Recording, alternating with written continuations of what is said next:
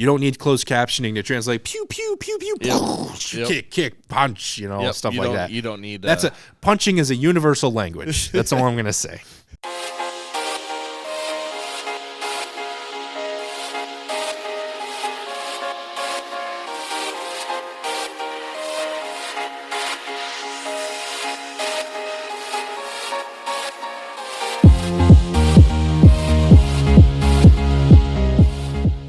Hello and welcome to another edition of Popcorn Bucket List. And if you're looking for a good comedy this week, this is not going to be your week. Just a quick foreshadowing on that one. Yeah, heavy this week. We're getting closer and closer to Oscar season. Obviously, a lot of these movies have come out last year in limited releases, but now they're starting to reach their expanded releases. So we're going to be talking a lot about that and everything. And not a lot of comedies competing for Oscars this year, it looks like. It's a dark week, but let's start off with something a little bit more fun with the opening spotlight here. January 18th was the 15th anniversary of Cloverfield, my alien found footage movie. That, with the movie Missing coming out this weekend, we thought we would talk best found footage movies.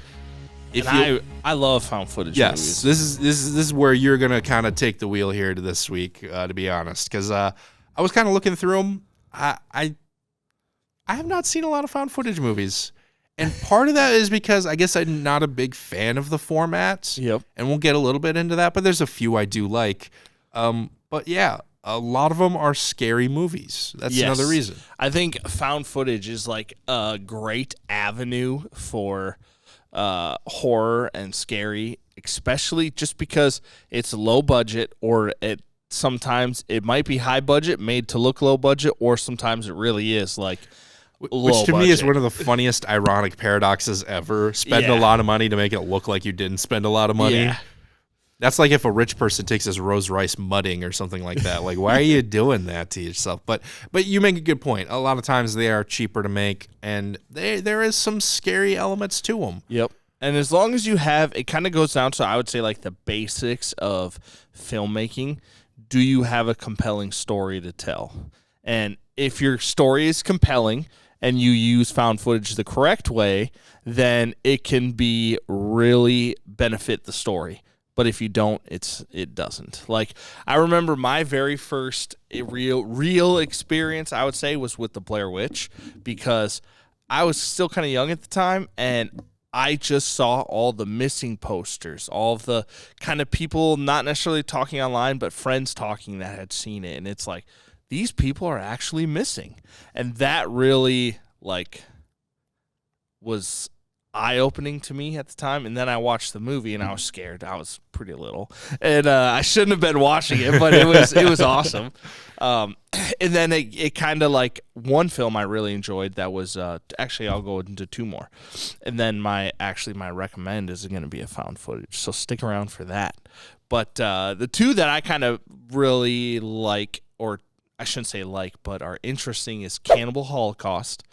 That is a older, I would say even more the original form, 1980 movie, actually. Yes. And it's about a group of filmmakers that go into, I believe, the Amazon, and they're filming native people that have never seen white people before.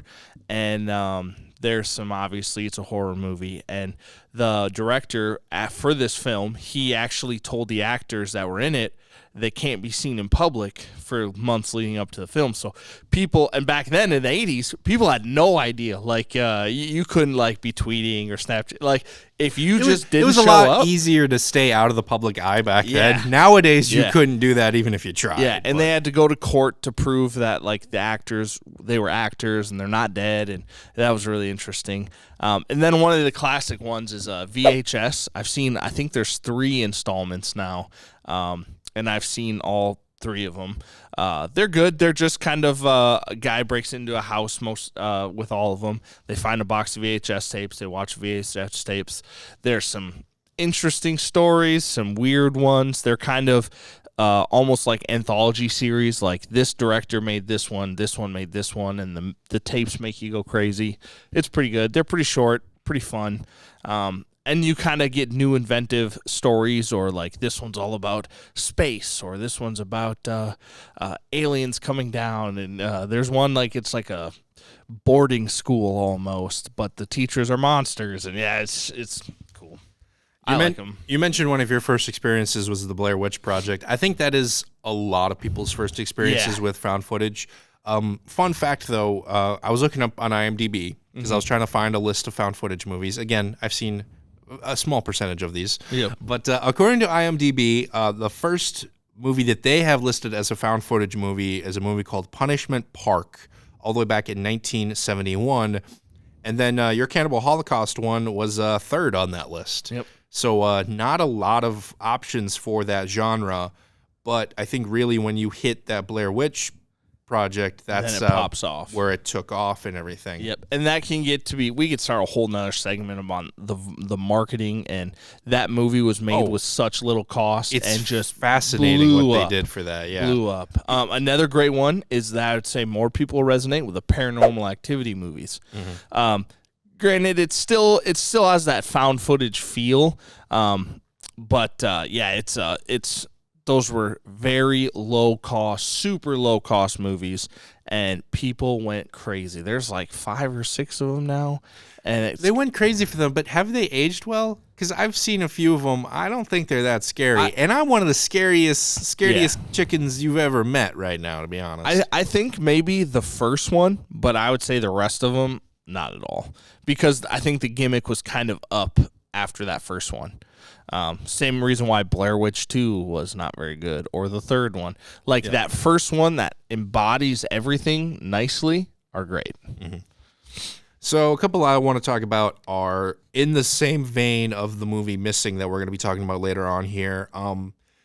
Profile and Searching are 2 movies that are found footage, but they're kind of reinventing found footage in this decade. We're addicted to our phones, our laptops, all that stuff. Let's not deny it anymore. It's got us. It's got us now. There's no breaking those habits. We are in the Venus flytrap. We're stuck. Pretty much. And these movies kind of play off that, and how basically the whole story is shown basically on the screen of a computer or phone. Or Ring doorbell cameras. Or, some sort of security camera. Some sort of thing you can see on a screen. There's no camera really set up to show the environment other than from a laptop screen or something like that. And I do like these movies because I think they're kind of, every once in a while, they kind of got to cheat a little bit on how to still tell the story. Like, there's one in Searching, I think, where he has to he leaves his house to drive into a certain place, and I was like, okay, I can't really think of how else you would have done that, but that one was a little bit of a cheat. But it's still kind of inventive how they tell the story, I think. Also, I've learned more keyboard shortcuts from those movies than I think I ever had before, because they use a lot of keyboard shortcuts during those. But what do you think about those? They kind of they're different from Blair Witch, but they're still kind of. The scary thing about Blair Witch and found footage is that because it's just the camera kind of swinging around all the time, you never really know what's going to be around the corner. Here you have a stationary thing, but at the same time, you never really know what's around the corner in a different way, because they'll be searching something and you don't know what that result's going to be when they click, and then all of a sudden, boom, the results page, and it's this big reveal of oh, this person is got a double life or something. And I think they do a really good job of, even though you are just looking at the screen, especially at a movie theater, you might be looking at the person talking up in the left-hand corner while they're showing pictures over here down in the right-hand corner, or vice versa. You could be looking at something, this person's talking, but in the background of this person, something's happening. There was what did you say the other one was? Searching and Profile. This one was less known. I think it was roughly based off a true, or it's kind of based. There's stories similar to this where journalists. This was at that. It came out in 2018, but I didn't see it till 2019. I don't think. But it was, this whole story kind of took place during the peak of ISIS in the Middle East, the terrorist group. Oh yes, and they were recruiting females to their cause or something like that, and this journalist in the UK was like trying to pose as like someone who may be recruited just to try and figure out their system or something, like kind of expose it for a news story and everything. Yep. And so it all takes place again on a computer screen where you have to. She has to hide her identity. She has to show a different. She has to like switch to a different screen so that way the guy that she's like FaceTiming with doesn't see her screen or something like that. Yeah. But that one's kind of tense as well, I think. Yeah. And I remember we watched one together at the theater. I remember we were in theater 2, but I don't remember what it was called. It was they're all on a video chat, friends during the pandemic. Was it Unfriended? Unfriended. Yep, that's what it was. Yeah. Yep.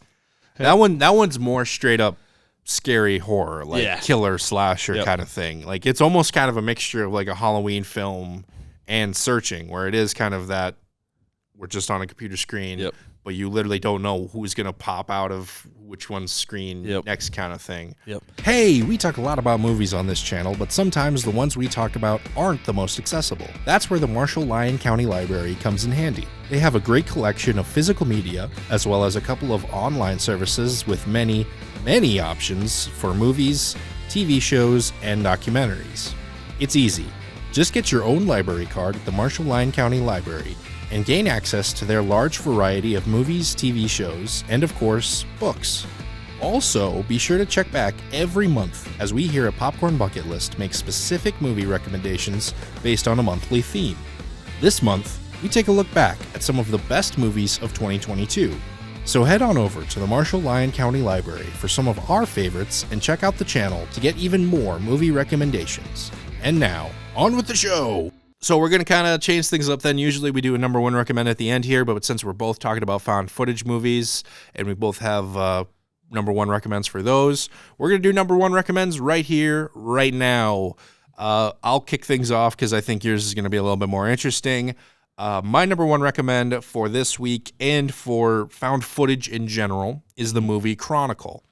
Now, this isn't it's got kind of tense moments, some creepy-esque moments, I guess you could call it, but I wouldn't call it scary. I wouldn't call it a horror movie. It's one of the few found footage movies that's not part of that genre as well. So if you're like me and you're not as big of a fan of scary, creepy found footage, stuff like jump that. Scares. But you still, jump scares, but you still want to experience this genre. It's got kind of superhero elements. You know, these kids get superpowers. A couple of them kind of use it irresponsibly. The other one uses it dangerously. So there's really no good guys here. I always find those movies fascinating, ones that could pull those off where there's not really a solid good guy in it. We were talking kind of before. There was supposed to be maybe a sequel to this or a series to this, but right after this movie, the guy who directed this directed Fan Four Stick, or as I like to call, a train wreck dumpster fire. And what I mean by that is it's a train with car after car of actual dumpsters that are on fire, crashing into another train with car after car of dumpsters that are on fire. And you know what? Just for funsies, nuclear waste is involved too somehow. That's how bad that movie was. And yeah, not a lot of people were giving him projects after that. So maybe long term we could see a future to this franchise. But Chronicle, if you want to see a found footage movie but don't want to get scared. Very good. So Ryan, let us know, what is your number one recommend for the week and for found footage? Yep. So this, I had to think a little bit because I have a couple of films that I really enjoyed in the found footage genre. But my number one recommend is a film called Creep. Now, this came out a handful of years ago. Mark Duplass is it, and he's actually known for more like comedy and stuff, and it's great. And the story is he hires a freelance videographer to videotape his life because he has cancer. His son is about to be born, but he wants to make a video for his kids so his kid can watch him grow up. But you very soon realize that that was probably all a lie, and Mark might be a serial killer, and he is using these to as almost like a eulogy for the guy that's filming. And just a fantastic, it's got a great ending. They did come up with a sequel, and the sequel is not that good. But the first one is very, very well done. Very well done. So that's my number one, Creep, and you can watch it right now on Netflix. So check it out. It's a good film. I was hoping you were talking about the Creep as in the Lonely Island music video on SNL or something like that. No. But no. No. Let's all go to the lobby to get ourselves a treat. Let's take a quick moment here and talk about the Marshall 6 Theater here in Marshall, Minnesota. January is known for two things, cold temperatures and some not-so-great movies. But that doesn't mean you can't check out the Marshall 6 Theater, where they have some older 2022 movies that you can maybe check out again or watch for the first time if you missed them. And all their theaters are kept warm and toasty, so be sure to stop by and warm up, catch a flick, and get some great concessions over at the Marshall 6 Movie Theater. Let's all go to the lobby to get ourselves a treat. But let's move on to the weekly preview. Like I said before, we're getting closer and closer to Oscar season, so a lot more fancier stuff, I guess, is coming out here. Not a lot of happy-go-lucky times. No. Oscar movies are depressing. Very Depressing, rarely are they inspiring. And they're heavy. Yeah. So let's just kick things off here with Friday, January 20th. Alice Darling is coming to theaters. It's an Anna Kendrick movie that basically deals with her friends and abusive relationships. Not the comedic role that we're used to with Anna Kendrick, but I've seen her in some other roles that aren't comedy before, and I think she's crushed it before. I think she's going to crush it again. Yeah. You know, it really is kind of a dark subject matter. So if it's something you can't, you don't really, maybe possibly other people out there have maybe experienced, just be forewarned with that. But yeah, it's she's hanging out with her friends, but there's clearly an abusive relationship between her and her boyfriend here. So just a little warning as far as that goes. You know, I'm mad at this guy. Anna Kendrick is such a nice person in real life that sometimes you forget that when they're portraying characters, and then you see them kind of being mean to the character, and obviously they're mean, but it's like you keep your hands off yourself. Keep your hands off Anna Kendrick, man. She's a nice person. It definitely looks heavy. It looks heavy, and it's almost shot in like a darker or like more of a black and white hue. It's not black and white, but it's just a shadier. Yeah, it's almost like they kind of took it and like put it in black and white, like kind of had it like 50% or something like that. Yeah. So I think it'll be interesting. I think it'll be good, but I think it will definitely be There's a beautiful cabin they're staying at. Yeah. I'm trying to find some positives here. It's such a dark week. I'm trying to find anything to like lift us up a little bit too. Yep. It's a beautiful cabin. It's a nice cabin. I'd like to stay in it. But also coming out that same weekend, we already mentioned it, Missing, also coming out to theaters, basically from the same people that brought you the Searching movie, where it is this format. This time, you kind of mentioned it's sort of that sequelitis thing where it's like, okay, we're not going to do the same story, but we're kind of doing the same thing. We're switching like one thing, and we're not doing the same story. It's way different. It's way different. Searching was about the dad, the parent, trying to find the missing daughter. Yep. Missing is about the daughter trying to find the missing parent. Totally different. Eureka. We got him. But yeah, basically, the mom goes on some sort of trip with her boyfriend. We find out not everything is as it seems. Yep. I have a feeling we're all going to figure out that we can hack into each other's emails way easier. Yep. Because, like, there's at one point in the trailer where the daughter, like, hacks into the boyfriend's like, somehow gets into the boyfriend's email and, like, how easy was it for her to do that? Yeah. Like, if I really tried, could I get into somebody's email? You know, like what? Just promise you won't do it on mine. No. We're gonna have some. We're all gonna get calls from HR here at Omni, aren't we? But yeah, it's I like it. It's just tense enough for me to enjoy it, but not too tense for me to be freaked out by it. So it's kind of a happy medium for Nick. Yep. These movies are. Yep. Also coming out that same weekend, The Sun. Now, we talked about this movie last week. We gave it a little flack because, you know, we're like, oh, Hugh Jackman getting nominated for this? Who's heard of The Sun? No one's heard of this movie. Well, now we finally get to kind of look at the trailer here. Now, this movie was made from the same guy. It was written and directed by the same guy who won some Oscars from the movie The Father a couple of years ago. This movie's called The Son. No, it is not a sequel. No. However, It's just a fun thing, I guess they did. I don't know. Anthony Hopkins is in this one. Anthony Hopkins is in both. So maybe it is a secret sequel.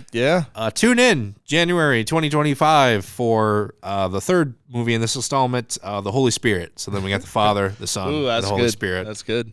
Yeah, that's the new trilogy coming out. Didn't he play the Pope or like a church? He played some sort of cardinal, I think, in The Father or something like that. I don't know. Unfortunately, I didn't watch it. But this time, it's Hugh Jackman who's taking the reins here. He's shooting for that Best Actor nominations again. He plays a father who, after a divorce with his wife, he's kind of got to figure out a way to bridge the emotional gaps that were left behind with his old family while also not making the same mistakes with his new family because he's got a new young son in there as well. If you watch the trailer, he looks good, but at this point, it's all the cliche stuff you see with these Oscar things. It's we're having a good time, we're laughing, and then a few seconds later, it's like he's screaming and yelling and doing the whole "I'm acting" thing. And look, Hugh Jackman's a good actor and everything. It's just not every performance needs to be screaming to get the trophies here, people. You can be subdued and still win. Yes, you can. Also coming out that same weekend, Woman Talking, also to theaters. Basically, these women in a Mennonite community. Am I saying that right? I believe so. These are real life in things. Canada, right? Yes. Or maybe it was the real story in Canada. So this is where it gets a little complicated. So this movie was based off a book written by a woman who was in these type of communities. Hers was in Canada. Okay. And I'm sure some of her experience probably influenced this story. However, the main crux of this story, and we'll get into the darkness of that in a second here, was based off a true story that happened in Bolivia, I believe, down in Latin America. Yep. I don't remember if they say where this particular movie takes place, but it's a similar kind of Mennonite community. It's sort of a religious organization. They're kind of like the Amish. They're similar. I guess that's kind of, when I was researching this, that's kind of the best comparison I can make to people out there who don't know what these are, because I had no idea what they were. But basically, in this particular one, the women are kind of debating on sort of this revolution against the abusive men in this community. Yep. Again, based off a true story in Bolivia. It's really dark down there. I don't want to get too much into it. But they basically decide, all right, we got three options. Stay and do nothing, stay and fight, or just leave. And everyone's kind of got their own opinions here. And speaking of everyone, pretty stacked cast as far as who's who, as far as some of the best actors we've got here. Rooney Mara, Frances McDormand, Claire Foy. They've all been, I mean, I can't think of a bad performance from any of these people, to be completely honest. Yeah, they good lineup. Yeah, good lineup. Also, kind of one that's similar to Alice Darling, where it's kind of got that black and white hue to it, but it's not fully black and white. Yeah. So, kind of interesting how we had two movies same time doing that. It's an emotional thing. Yeah, they're trying to draw the emotion out. Yeah. And finally, coming out this weekend, Jung-E. This is a Netflix movie, action, sci-fi, foreign film.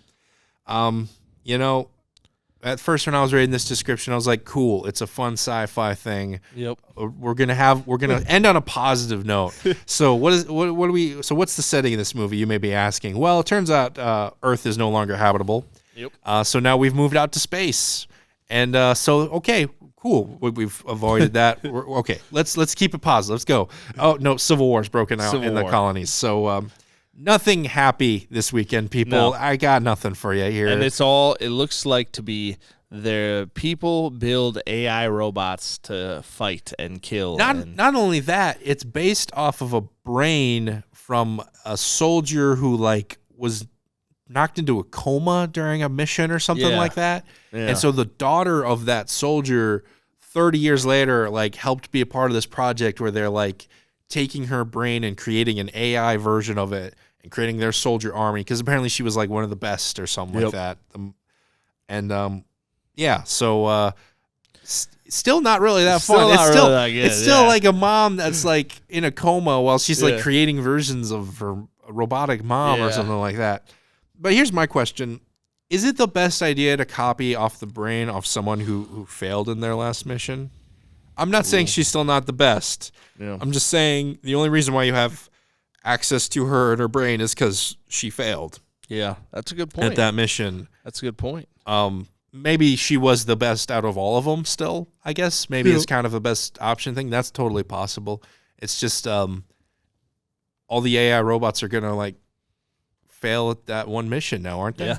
None of them will be able to do that. Yeah. Yeah, I don't know. It looks interesting.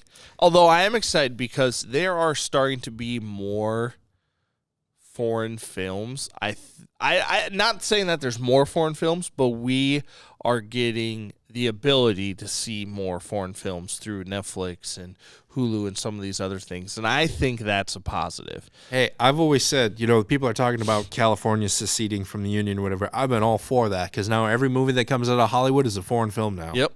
I've always been in support of that, just because of that reason. But to your point, yeah, I think Netflix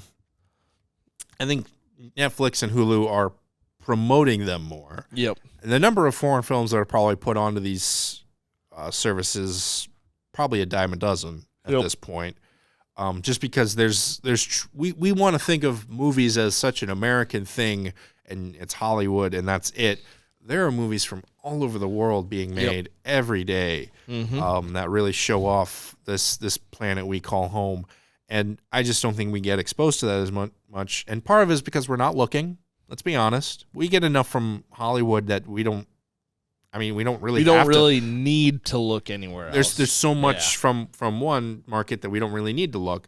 But the other part is, it's not really promoted here as much. Because, again, we want our big budget superhero action flicks. We don't want to see the third movie this year about the potato famine from the Irish. Yeah. No offense to the Irish or anything. Yeah. I'm just, for some reason, that was the example I came up with. But, yeah, this one's action-packed, is more explosion-y. Kind of like it was interesting. It almost looked like Alita Battle Angel to me, Yeah, but I got those more vibes. Civil War-y, more explosion-y there too. More realistic, I would say. And that's probably why they're promoting that one a little bit more. Yeah. Let's be honest, because there's a better chance we're going to go see it because it's like you don't need closed captioning to translate pew pew pew pew kick punch, stuff like that. You don't need punching is a universal language. That's all I'm gonna say. But we already did our number one recommends early on in the show, so that's going to do it for us here on this episode of Popcorn Bucket List. For the latest releases, be sure to check out the Marshall 6 website for showtimes, and for movies new and old, head on over to the Marshall Lyon County Library to see their selection as well. And as always, if you have any of your own movie recommendations, let us know in the comments down below. For myself and Ryan Myberg, I'd like to thank you so much for watching, and we will see you at the movies.